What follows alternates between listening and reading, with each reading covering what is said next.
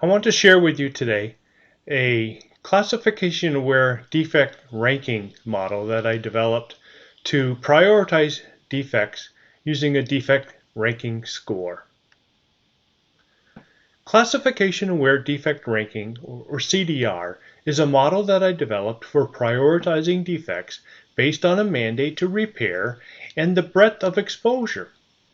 The CDR model may also be used to prioritize other types of work where there is an inherent tiering of priority levels. This video provides an overview of the CDR model and how it applies to prioritizing defects.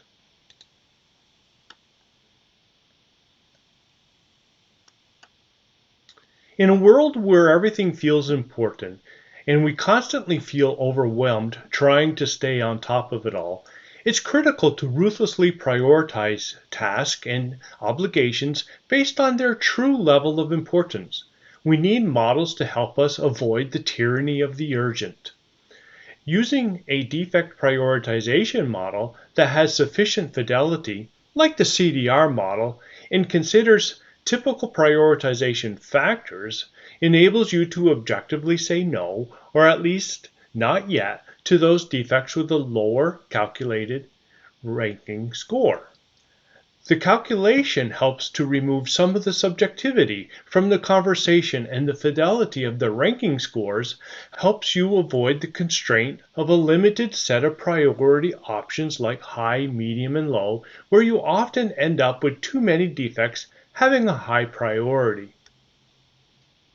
In a flow-based enterprise solution delivery system, a variety of work types need to be considered, and capacity allocation is applied to establish guardrails to ensure that no one work type is ignored. It is important that teams consider, for example, infrastructure, maintenance, and technical debt, in addition to the constant desire for product enhancements. Defects are often lumped into a work type like maintenance. Within each work type, WSJF, popularized by SAFE, is often used to prioritize work for the best economic outcomes. For most jobs, you can consider business value, risk reduction, or opportunity enablement along with time criticality to prioritize one job against another within that work type. However, trying to use WSJF to prioritize one defect against another is awkward because the primary components of the cost of delay don't resonate well with the conversation of defects. It is more natural to consider the number of people impacted, the degree of the impact, and the criticality of resolving that defect. This is where the CDR model is used to prioritize defects to obtain the most beneficial outcome possible for the enterprise, customers, and internal stakeholders with the capacity that has been allocated for resolving defects. The defect ranking score is calculated by tiering defects first by class and then adding to that an offset determined by dividing the need to resolve by the effort to resolve. The values used for the class tiering and to capture the need to resolve and the effort to resolve are set to allow for some overlap between the tiers. Setting these values and calculating the defect ranking score is discussed in another video. The need to resolve is a measure of the consequence that exists if a defect remains in the solution. The effort to resolve is the time it takes to remove the defect from the solution. The time it takes to remove a defect is hard to determine because it depends on which team will work on the defect and their knowledge of the solution's architecture, logic, and code. To make things easier, we estimate the effort to resolve using a general understanding of the solution as an inverse proxy for the effort to resolve.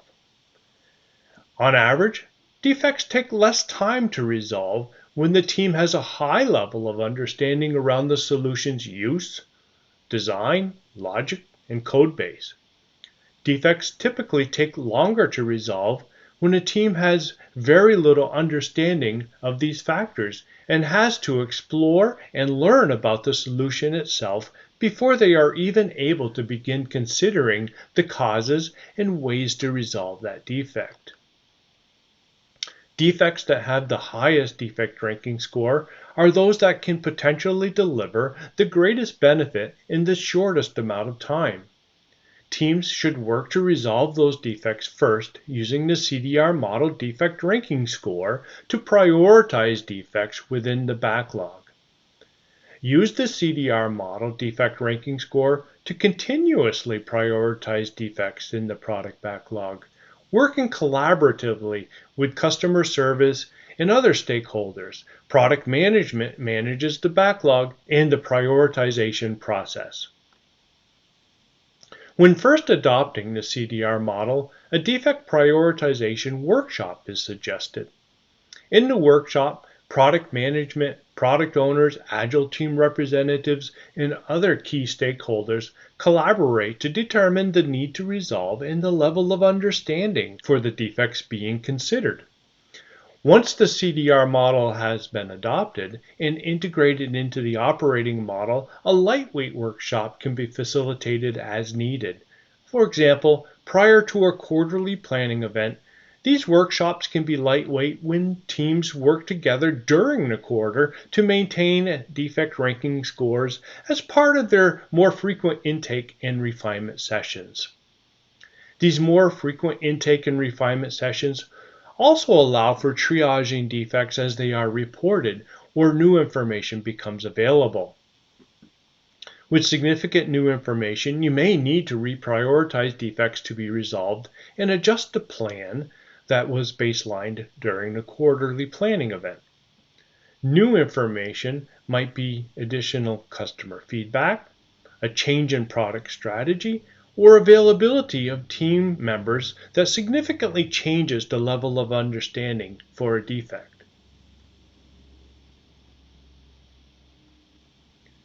The CDR model helps teams deliver defect resolutions that maximize benefits while consuming the least amount of capacity for those benefits.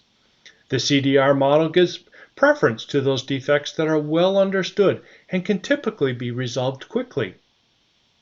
This avoids dwelling on defects that are not well understood and would cause a team to get stuck while other defects pile up and levels of dissatisfaction rise. The CDR model supports product development flow economics by ensuring that the smallest amount of capacity is used to deliver the greatest levels of benefit and satisfaction possible. The CDR model supports flow by scoring those defects that can be resolved over those that might become an impediment to flow.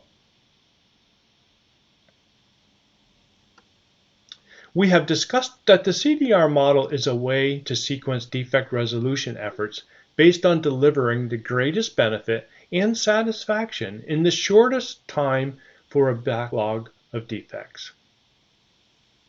Watch a second video in this series to learn how to calculate the CDR defect ranking score. And for more information, visit my website at michael-richardson.com.